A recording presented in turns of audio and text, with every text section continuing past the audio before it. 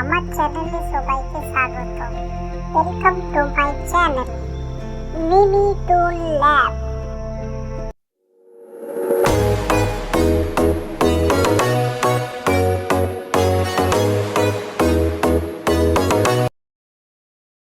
আজকের গল্প হলো জ্ঞানী কচ্ছপ। এক বিশাল সবুজ জঙ্গলে সব প্রাণীরা ভালোভাবে বাস করত। সেই জঙ্গলে এক বুড়ো জ্ঞানী কচ্ছপ ও থাকত।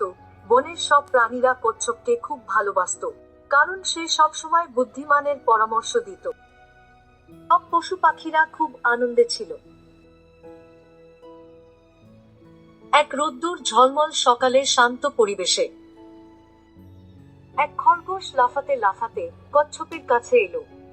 খরগোশটি খুব দুঃখী ছিল, কারণ সে আরেকটি খরগোশের সাথে দৌড়ে হেরে গিয়েছে। আমি যথেষ্ট দ্রুত নই, খরগোশটি বলল। কচ্ছপটি মৃদু হেসে বলল, জয়লাভ করাই সবকিছু নয়, ছোট খরগোশ। যদি তুমি নিয়মিত অনুশীলন করো, তুমি আরো ভালো হয়ে উঠবে। নিজের প্রতি ধৈর্য ধরো। এরপর খরগোশটি সেখান থেকে চলে গেল। রাস্তা চলতে চলতে এবার খরগোশের সামনে এক পাখি এলো। পাখিটি উড়ে এসে কচ্ছপের কাছে বলল, জ্ঞানী কচ্ছপ, আমি আমার গাছ থেকে দূরে উঠতে ভয় পাই। কচ্ছপটি বলল, সাহস মানে হলো ভয় পেলেও চেষ্টা করা।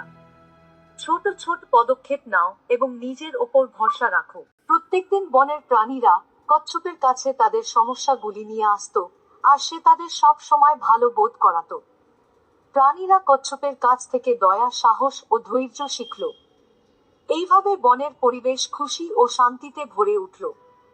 আর সবই হলো সেই জ্ঞানী কচ্ছপের জন্য।